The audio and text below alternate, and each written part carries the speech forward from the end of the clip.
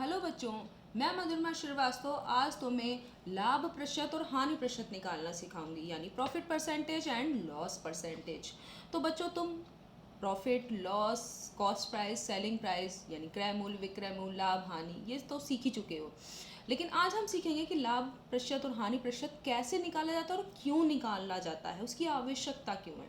तो हम इसको एक सिंपल उदाहरण द्वारा सीखते हैं कि मान लो कि मैं एक दुकानदार हूँ, ठीक है, शॉपकीपर, और मुझे दो चीज़ बेचनी है, एक मार्कर और एक फाउंटेन पेन। तो मार्कर मैं 20 रुपए में खरीद कर और 21 रुपए में बेचती हूँ, और ये फाउंटेन पेन 50 रुपए में खरीद कर 51 रुपए में यानी 51 रुपीज़ में इसको बेचती हूँ। तो कॉस्ट प्राइस और सेलिंग प्राइस यानी क्रय मूल्य, विक्रय मूल्य तो तुम जानते ही हो। तो इस मार्कर का क्रय मूल्य यानी कॉस्ट प्राइस कितना हुआ 20 रुपए, और इसका सेलिंग प्राइस यानी विक्रय मूल्य कितना हुआ 21 रुपए। और इसी तरीके से इस फाउंटेन पेन का क्रय मूल्य हो गया 50 रुपए, और विक्रय मूल्य जिस पर हमने इसे बेचा वो है 51 रुपए यानी 51 रुपीज़। तो अब हमें देखना है कि इन दोनों को बेचने में मुझे कितना लाभ हो रहा है। तो तुम इसे आसानी से निकाल सकते हो, ये तुमने पहले भी निकाला है कि अगर हमें इसमें लाभ देखना है तो क्या करेंगे। लाभ के लिए तुम क्या करते हो, विक्रय मूल्य में से क्रय मूल्य घटाते हो, ठीक है। तो देख रहे हो कि दोनों को जब इसे हमने 20 रुपए में खरीद कर 21 रुपए में बेचा है तो इसमें भी लाभ हो रहा है, और इसमें भी देखो 50 रुपए में मैंने इसे खरीद कर 51 रुपए में बेचा है तो इसमें भी लाभ हो रहा है। तो लाभ के लिए विक्रय मूल्य में से क्रय मूल्य सबट्रैक्ट करते हैं यानी घटाते हैं, ठीक है। तो अब हमें इसमें लाभ निकालना है, इक्वल टू का साइन लगाएंगे, और विक्रय मूल्य हमारा इस मार्कर के लिए है 21 रुपीज़। तो हम लिख देंगे यहाँ पर 21 रुपीज़, और जो हमारा क्रय मूल्य है वो कितना है, मैंने इसे 20 रुपए में खरीदा था, तो ये 20 रुपए क्या हो गया यानी 20 रुपीज़ इसका क्रय मूल्य हो गया। आप देख रहे हो कि हमें कितना प्रॉफिट हुआ है। तो प्रॉफिट दिख रहा है कि 1 रुपी का प्रॉफिट हुआ है एक मार्कर को सेल करने में, बेचने में, ठीक है। तो ₹1 इसका प्रॉफिट है, ठीक है। अब इसमें देखो, इस फाउंटेन पेन को अगर मैं बेच रही हूँ तो मेरा जो लाभ है वो कितना होगा, इक्वल टू का साइन लगाएंगे, इसमें से भी विक्रय मूल्य में से क्रय मूल्य हम घटा देंगे। तो विक्रय मूल्य को हम इस तरीके से इस बार लिखेंगे SP यानी सेलिंग प्राइस, ठीक है, ये विक्रय मूल्य है, और उसमें से क्या सब्ट्रैक्ट करेंगे, कॉस्ट प्राइस, ठीक है। तो हमने इस तरीके से भी लिख सकते हैं, इस तरह से भी लिख सकते हैं, शॉर्ट में ये है ना। और शॉर्ट में लाभ को क्या लिखेंगे, प्रॉफिट P, ठीक है। तो इस तरीके से भी तुम कर सकते हो, P equal to SP minus CP, okay. अब इसके बाद हम क्या करेंगे, SP की जगह यहाँ पर हमारा सेलिंग प्राइस है 51 रुपीज़ यानी विक्रय मूल्य, तो हम यहाँ पे लिख देंगे 51 रुपी, ठीक है, ये 51 रुपीज़ हो गया। और अब इसमें से हमें सब्ट्रैक्ट करना है कितना, हमने इसको 50 रुपए में खरीदा था, तो 50 रुपए इसका कॉस्ट प्राइस है, हो गया। अब इसमें देख रहे हो प्रॉफिट निकालेंगे, प्रॉफिट हमारा कितना है ₹1। तो देख रहे हो कि एक मार्कर जो मैं बेच रही हूँ 20 रुपए में खरीद के 21 रुपए में, उसमें भी 1 रुपए लाभ हो रहा है, और एक फाउंटेन पेन उसमें भी 50 रुपए में खरीद कर 51 में बेच रही हूँ तो 1 रुपए लाभ हो रहा है। लाभ दोनों में समान हो रहा है, ठीक है। तो क्या तुम ये देख के बता सकते हो क्या क्या दोनों चीज़ों को बेचने में मुझे समान लाभ हो रहा है। यहाँ देखने में 1 रुपए लाभ तो दिख रहा है, लेकिन तुम देख रहे हो कि 1 रुपए इस मार्कर को बेचने में 1 रुपए हमें लाभ मिल रहा है। वो लाभ 1 रुपए हमें कमाने के लिए 20 रुपए को इन्वेस्ट करना पड़ रहा है, ठीक है। मैंने 20 रुपए इन्वेस्ट किए हैं इस 1 रुपए को पाने के लिए, और यहाँ पर मुझे 50 रुपए इन्वेस्ट करने पड़ रहे हैं इस 1 रुपए को पाने के लिए एक्स्ट्रा, समझ रहे हो। तो कंपेयर कर रहे हो तो किस में हमें ज़्यादा फायदा है, इस मार्कर को सेल करने में या इस फाउंटेन पेन को सेल करने में? तो तुम्हें दिख ही रहा होगा कि 1 रुपये 20 रुपये इन्वेस्ट करने पे 1 रुपये मिल जा रहा है, और यहाँ पर उससे दुगने से ज़्यादा इन्वेस्ट करना पड़ रहा है तब हमें 1 रुपये मिल रहा है। ठीक है, तो इसमें अगर हम कंपेयर करें, ठीक है, तो देख रहे हो कि मुझे फाउंटेन पेन का बिजनेस करने में लॉस है। अगर कंपैरिजन में देखें, तुलना में देखें, हमको मार्कर का अगर हम बिजनेस करें तो मार्कर के बिजनेस में मुझे ज़्यादा फायदा हो रहा है, क्योंकि उसमें हमें 1 रुपये पाने के लिए कम इन्वेस्ट करना पड़ रहा है। तो ये ही अब देख रहे हो कि ऐसे तो देख रहे हो तो लाभ 1 रुपये इसमें भी मिल रहा है, 1 रुपये इसमें भी मिल रहा है, लेकिन अगर हम कंपेयर कर रहे हैं तो देख रहे हैं कि हमें मार्कर को बेचने में ज़्यादा लाभ है, क्योंकि इसमें कम हमें इन्वेस्टमेंट करना पड़ रहा है, निवेश कम करना पड़ रहा है। तो इसी तरीके से हम इसीलिए लाभ और हानि का परसेंटेज निकालते हैं। तो परसेंटेज से हमें पता चल जाता है कि कितना रुपए लगाकर, यानी हमारा कितना क्रय मूल्य है और उसका कितना हिस्सा हमारा प्रॉफिट आ रहा है। तो हम इसी वजह से लाभ प्रतिशत या हानि प्रतिशत निकालते हैं। तो अब समझ में आया कि तुम्हें प्रतिशत लाभ और प्रतिशत हानि क्यों चाहिए। ठीक है, तो अब तुम्हें ये तो समझ में आ गया अगर तुम्हें बिजनेस करना है। तो अब हम देखेंगे कि लाभ और हानि प्रतिशत हम निकालते कैसे हैं। तो चलो इसी एग्जाम्पल से ही हमने लाभ तो निकाल लिया है दोनों के लिए, अब इनके लाभ प्रतिशत भी निकाल लेते हैं। तो देखो ये है लाभ प्रतिशत इसके लिए। तो अब देखो सबसे पहले ये देखो कि ये 1 रुपये जो लाभ है वो क्रय मूल्य का कौन सा हिस्सा है। ठीक है, तो देखो हिस्से को अगर फ्रैक्शन फॉर्म में लिखेंगे तो तुम्हें फ्रैक्शन फॉर्म में लिखने में पता ही है, पहले भी बहुत बार कर चुके हो। तो इसको करेंगे 1/20, क्रय मूल्य का ये एक हिस्सा है। ठीक है, तो इसको लिखेंगे 1/20 यानी 1/20।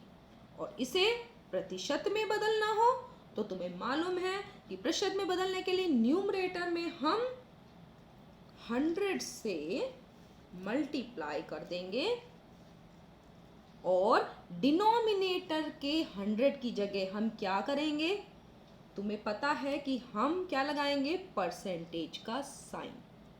ठीक है, तो लाभ अगर हमें निकालना है तो हम क्या करेंगे कि पहले लाभ क्रय मूल्य का कौन सा हिस्सा है, ठीक है, उसे फ्रैक्शन में लिख के और परसेंटेज का साइन लगाना है तो न्यूमरेटर में यानी अंश में 100 से गुणा कर देंगे और जो 100 से भाग करना है उसकी जगह प्रतिशत का साइन लगा देंगे। तो ये हो गया तुम्हारा लाभ प्रतिशत। अब इसको अगर हम सॉल्व करेंगे तो 20 से अगर 100 को डिवाइड करो यानी तो कितना आ जाएगा हमारा 5%। ठीक है, तो ये आंसर हो गया हमारा 5%। यानी हमने जितना कॉस्ट अदा की है इसके लिए, इस मार्कर के लिए, तो उसका हमें 5% लाभ मिला। यानी 20 रुपये अगर हम इन्वेस्ट कर रहे हैं तो हमें उसका 20 रुपये का 5% लाभ मिल रहा है। ठीक है, इस मार्कर के लिए हम ये देख चुके हैं। अब हम फाउंटेन पेन के लिए लाभ निकालते हैं और उसको परसेंटेज, लाभ निकाल ही चुके हो, परसेंटेज में बदल के देख लेते हैं। तो इसको प्रॉफिट परसेंटेज इस तरह से भी लिख सकते हैं। तो इसके लिए अगर हम निकालेंगे तो हमारा क्या होगा, इक्वल टू का साइन लगाएंगे और इसमें भी तुम्हें 1 रुपये का लाभ है तो 1 रुपये हो गया।